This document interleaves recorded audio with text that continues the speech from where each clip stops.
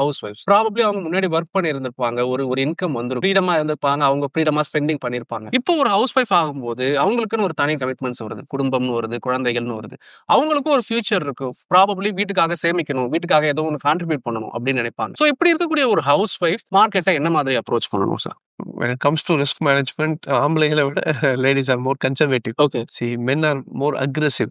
Because என்ன சொல்றது, கையில காசு வருது, கார்டு கீடு வச்சு ஏதாவது மேனேஜ் பண்ணிக்கலான்ட்டு. பட் அவங்களுக்கு வந்து கொடுத்த காசுல ப்ராப்பரா they'll have a more conservative idea. அதனால தான் லேடிஸ் ட்ரேட் பண்ணும்போது பாத்தீங்கன்னா சேஃபர் சைடு தான் எதிர்பார்ப்பாங்க. எடுத்த உடனே அப்படியே ஹெவி ரிஸ்க் எல்லாம் போக மாட்டாங்க. ஒரு ஹவுஸ் ஒய்ஃபா இருக்கவங்க டெஃபினட்டா இதை கத்துக்கிட்டு பண்ண முடியுமா பண்ண முடியும்.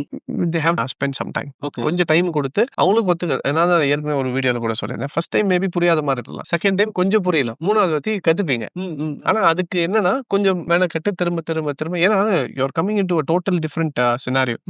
இந்த ஃபீல்டே இல்லாத ஒரு ஃபீல்ட புதுசா ஒரு என்ன சொல்றது ஃபினான்ஸ் ஃபீல்டுக்குள்ள வரீங்கன்னா கொஞ்சம் டைம் எடுக்கும். எப்படி எல்லாமே கத்துக்கிறதுக்கு கொஞ்சம் டைம் எடுக்குமோ, ஆனா once twice thrice then it will be easy to understand. Once கத்துக்கிட்டீங்கன்னா உங்களுக்கு டைமும் இஸ் சஃபிஷியன்ட். மதியானத்துல எப்படி வேணாலும் நம்ம அனலைஸ் பண்றதுக்காக நீங்க டைம் ஸ்பெண்ட் பண்ணி அதுக்கேற்ற மாதிரி ட்ரேட் பண்ணலாம். டெஃபினெட்லி ஒரு சைடு இன்கமா இருக்கட்டும், additional source of income for the family கொடுக்கறதுக்கு ஹவுஸ் ஒய்ஃப்ஸ் can try stock market as well.